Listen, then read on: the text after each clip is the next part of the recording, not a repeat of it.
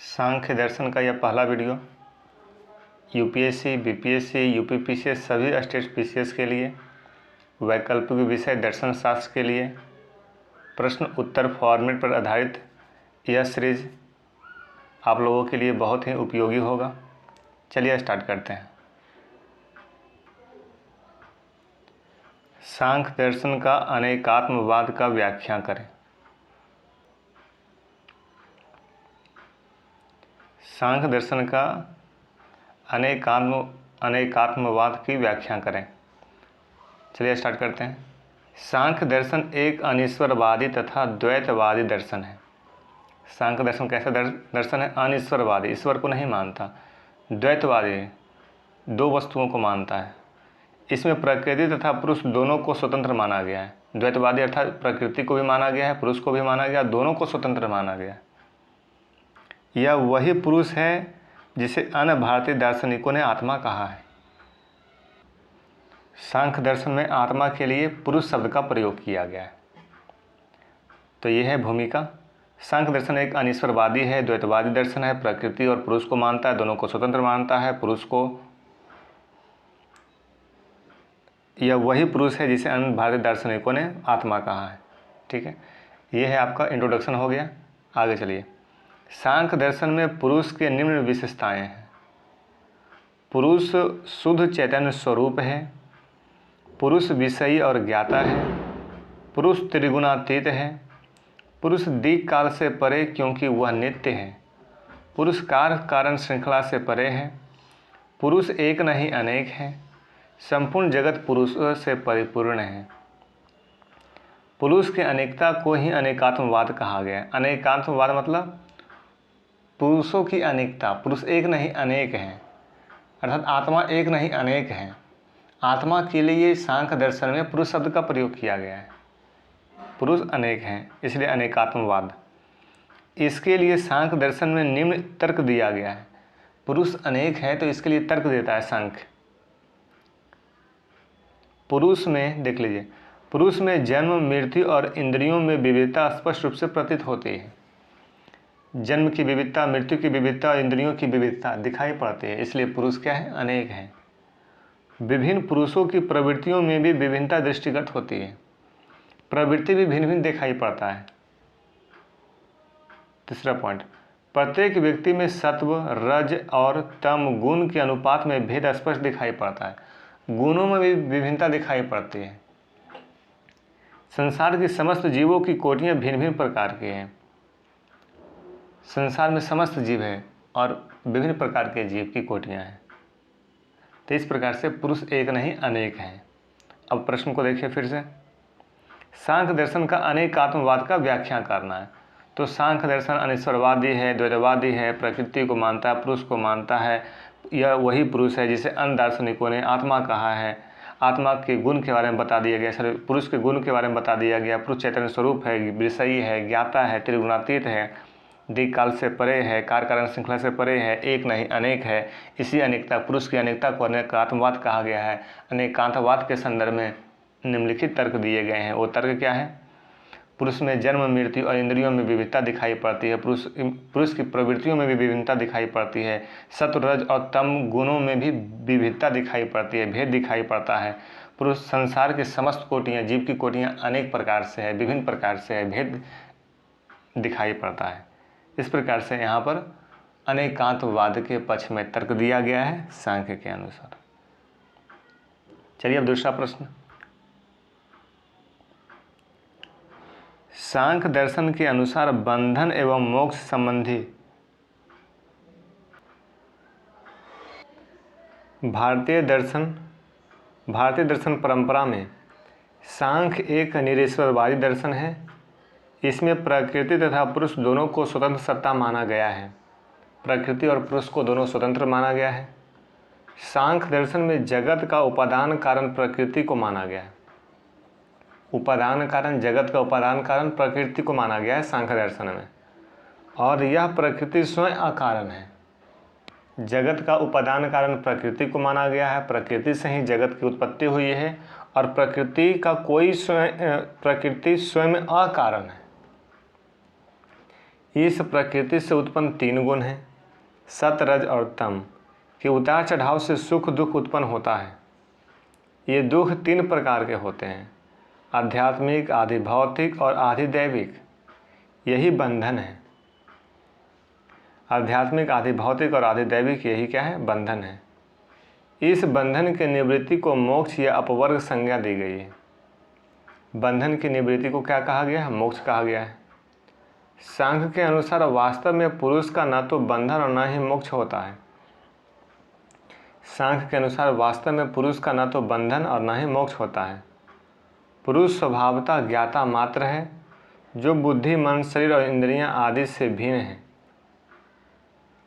पुरुष स्वभावतः ज्ञाता मात्र है, ये मन, बुद्धि, शरीर से, इंद्रियों से परे है। परंतु यह पुरुष अविवेक के कारण महत या बुद्धि में प्रकाशित अपने प्रतिबिंब के साथ तारतम्य स्थापित कर लेता है, उन्हें अपना वास्तविक स्वरूप समझने लगता है। पुरुष का स्वयं के स्वरूप का अज्ञान बंधन है।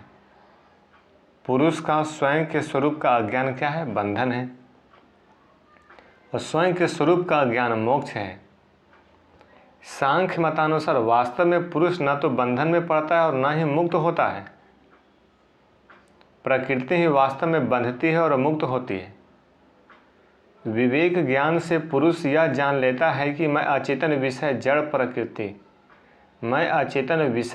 प्रकृति अंतःकरण आदि नहीं हूँ, मेरा कुछ भी नहीं है और मैं अहंकार नहीं हूँ। तो ये प्रश्न यहाँ पे कंप्लीट होता है। अब नेक्स्ट प्रश्न देखिए, सांख्य के विकासवाद नामक सिद्धांत की व्याख्या करें। विकासवाद का चरम लक्ष्य क्या है? सांख्य के विकासवाद की व्याख्या करना है और विकासवाद का लक्ष्य क्या है। सांख्य दर्शन एक निरीश्वरवादी तथा द्वैतवादी दर्शन है। ये निरीश्वरवादी दर्शन है, द्वैतवादी दर्शन है। इसमें प्रकृति एवं पुरुष दोनों को स्वतंत्र सत्ता माना गया है। प्रकृति भी स्वतंत्र है, पुरुष भी स्वतंत्र है, परंतु संपूर्ण जगत का उपादान कारण केवल मात्र प्रकृति को माना गया है। जगत की उत्पत्ति और उसका कारण मात्र प्रकृति को सिद्ध करने के क्रम में सत्यकारवाद का सिद्धांत प्रतिपादन किया जाता है। जगत की उत्पत्ति का उपादान कारण कौन है? कहाँ से उत्पत्ति हुआ जगत का? तो प्रकृति से। प्रकृति स्वयं अकारण है और प्रकृति को सिद्ध करने के लिए सत्यकारवाद दिया गया है।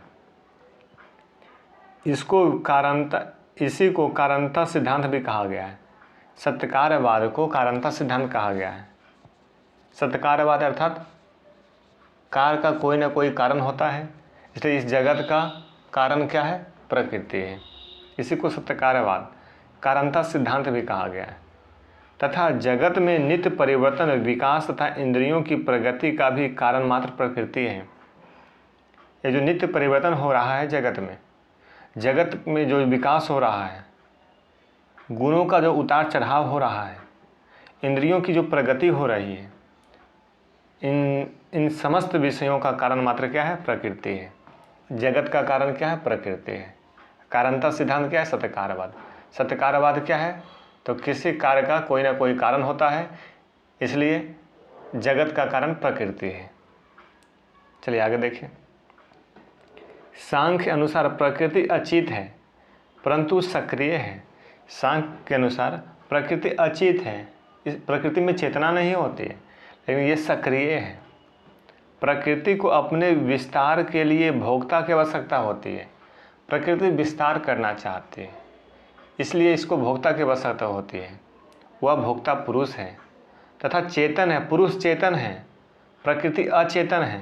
पुरुष चेतन है, प्रकृति सक्रिय है।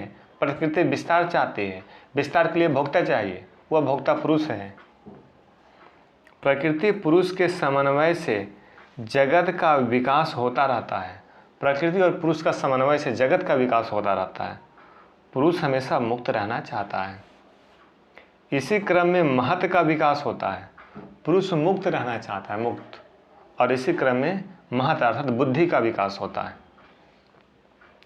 प्रकृति विस्तार चाहती है, पुरुष मुक्ति चाहता है, और इसी क्रम में महत का निर्माण हो जाता है। यह महत समेत सूक्ष्माति सूक्ष्म पदार्थ के विकास का कारण भी प्रकृति है। सूक्ष्माति सूक्ष्म पदार्थ क्या है? मन, बुद्धि, ये सब क्या है? सूक्ष्माति सूक्ष्म पदार्थ है। इसका विकास का कारण मात्र प्रकृति है। डार्विन के अनुसार पदार्थ अपने अस्तित्व के लिए प्रतिस्पर्धा करते रहते हैं। डार्विन के अनुसार पदार्थ अपने अस्तित्व की सिद्धि के लिए, अपने अस्तित्व को बनाए रखने के लिए प्रतिस्पर्धा करते रहते हैं। इसी क्रम में विकास की प्रक्रिया चलती रहती है। सांख्य विकास का कारण प्रकृति में तीनों गुणों को मानता है। जो विकास दिखाई पड़ रहा है तो सांख्य क्या मानता है? प्रकृति में 3 गुण, इन तीनों गुणों के कारण ही उतार चढ़ाव हो रहा है, इंद्रियों में विभिन्नता दिखाई पड़ रही है। अर्थात विकासवाद का चरम लक्ष्य प्रकृति एवं उससे उत्पन्न जगत को बनाए रखना है। तो विकासवाद का चरम लक्ष्य क्या है? सांख्य के विकासवाद का चरम लक्ष्य क्या है? तो प्रकृति से उत्पन्न गुण के आधार पर उससे उत्पन्न जगत को बनाए रखना, यह है विकासवाद का चरम लक्ष्य। अब पढ़ लीजिए प्रश्न को फिर से। सांख्य विकासवाद नामक सिद्धांत की व्याख्या करें।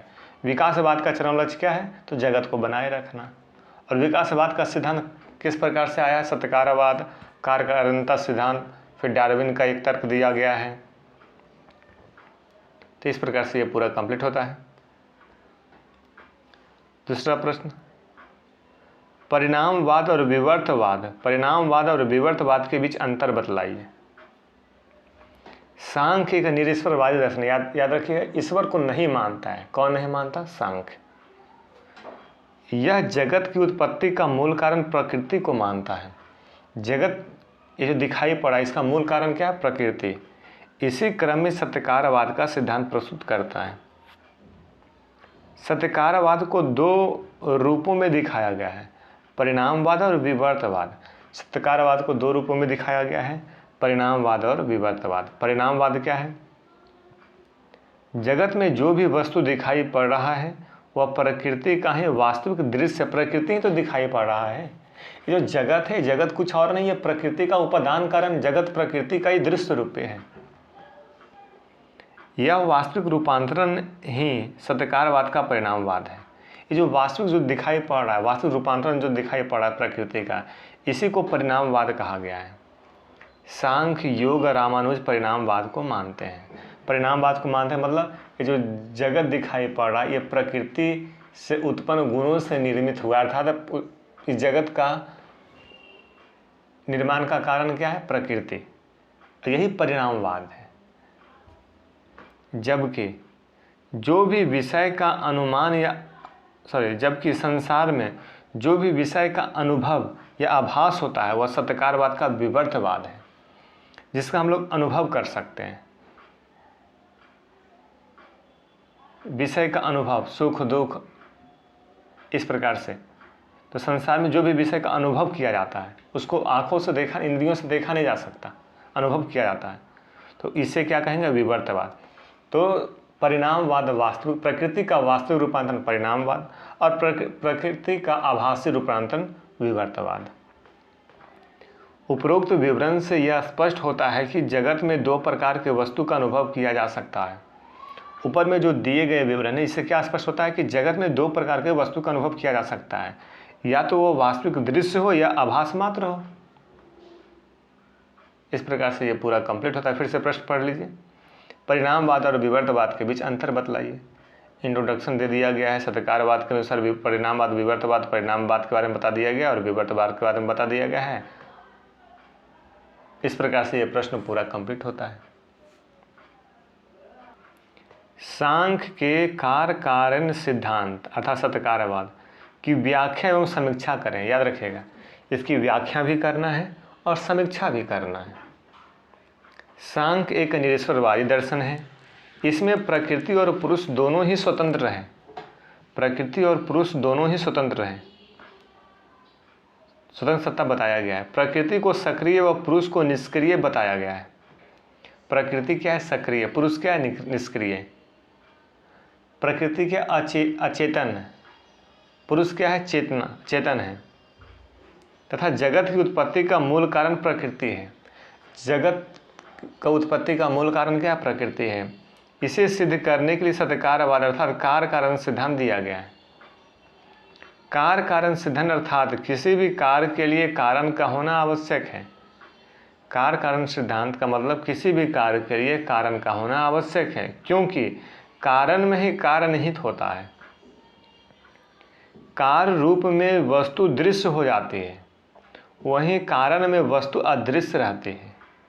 जैसे मूर्ति पहले से ही पत्थर में निहित है, मूर्तिकार उसे नया रूप देकर प्रकट कर देता है। अंतर बस दृश्य और अदृश्य का है, तत्वतः समान ही है। इस प्रकार जगत की उत्पत्ति का एकमात्र कारण प्रकृति है। प्रलयावस्था में जगत प्रकृति में समाहित हो जाता है, यही प्रकृति की साम्यावस्था है। सूक्ष्माति सूक्ष्म पदार्थ, बुद्धिमान, अहंकार इत्यादि भी प्रकृति की देन है, क्योंकि निष्क्रिय पुरुष जब सक्रिय प्रकृति के साथ समन्वय करती है तो पुरुष अपने मोक्ष की स्थिति में जाने के लिए इच्छा रखती है। परिणामतः बुद्धि की आवश्यकता होती है, जो कि आध्यात्मिक बुद्धि निर्णय लेती है। वही प्रकृति अपना विस्तार करना चाहती है, इसके लिए किसी भोक्ता की जरूरत होती है, वह भोक्ता पुरुष है।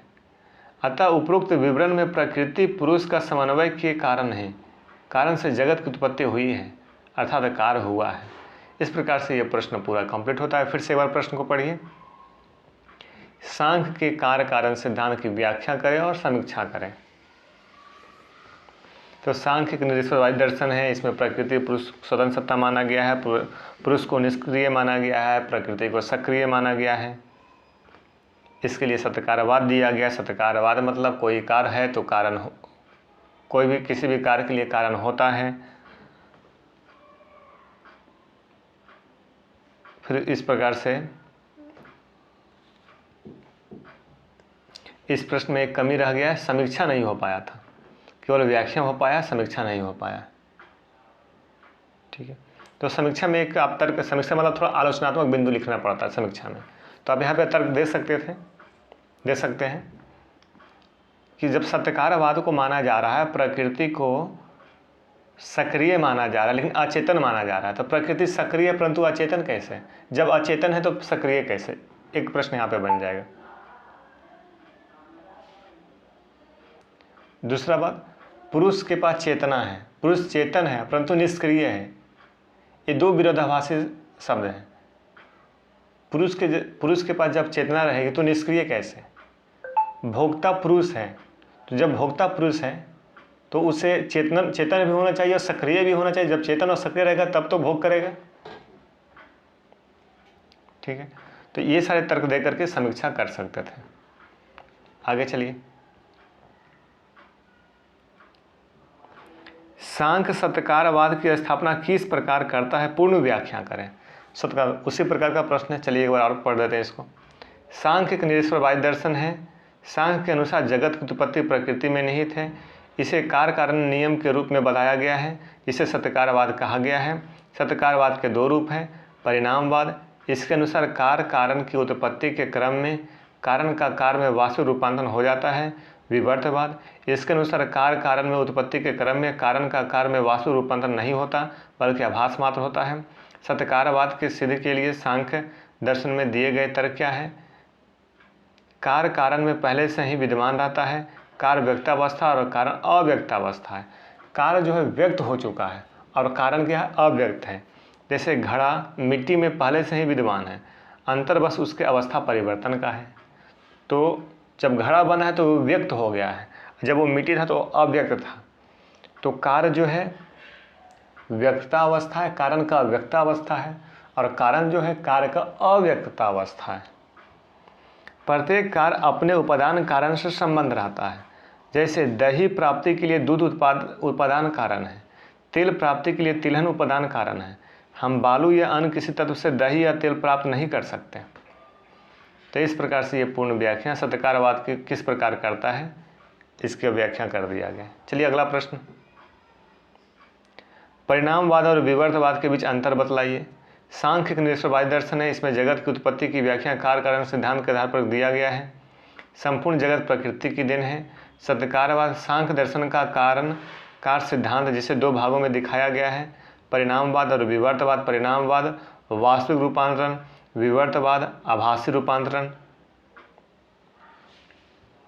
ठीक है, नेक्स्ट प्रश्न देखिए, सांख्य दर्शन के अनुसार पुरुष और प्रकृति सिद्धांतों की व्याख्या करें, स्थापना करें, दोनों के बीच क्या संबंध है। ये प्रश्न देख लीजिए अच्छे से। सांख्य दर्शन के अनुसार पुरुष और प्रकृति सिद्धांतों की स्थापना करें, दोनों के बीच क्या संबंध है, प्रकृति और पुरुष के बीच क्या संबंध है।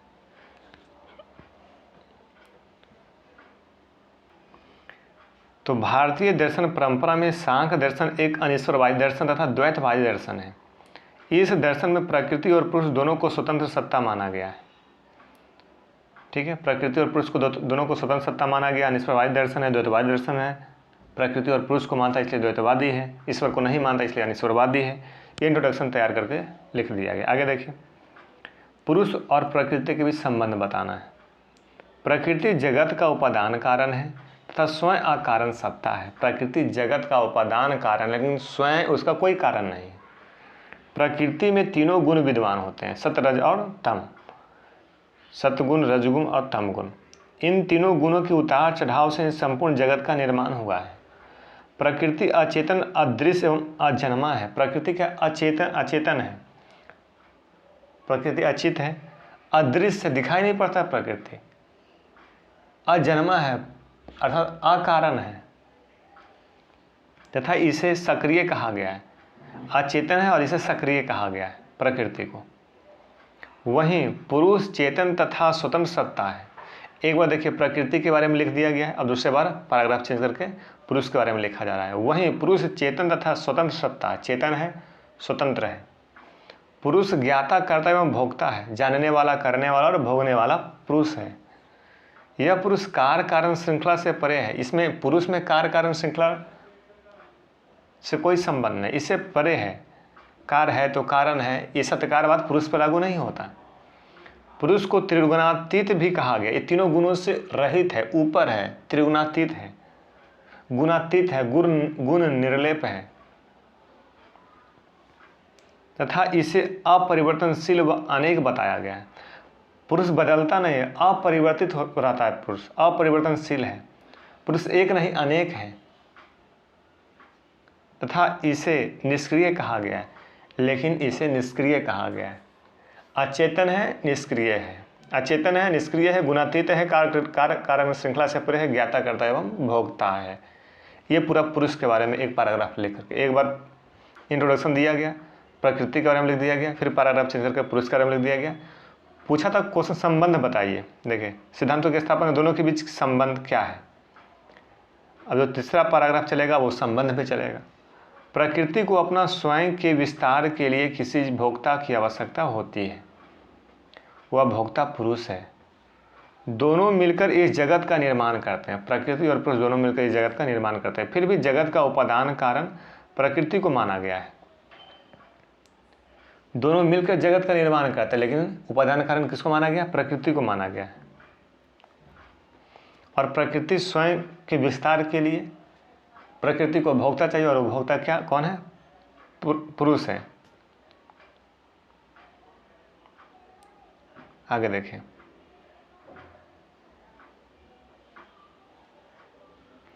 प्रकृति को माना गया क्योंकि सांख्य दर्शन के अनुसार प्रकृति सक्रिय है। सांख्य दर्शन के अनुसार प्रकृति क्या सक्रिय है। सृष्टि निर्माण के संदर्भ में उदाहरण दिया गया। उदाहरण था, एक अंधा और एक लंगड़ा मिलकर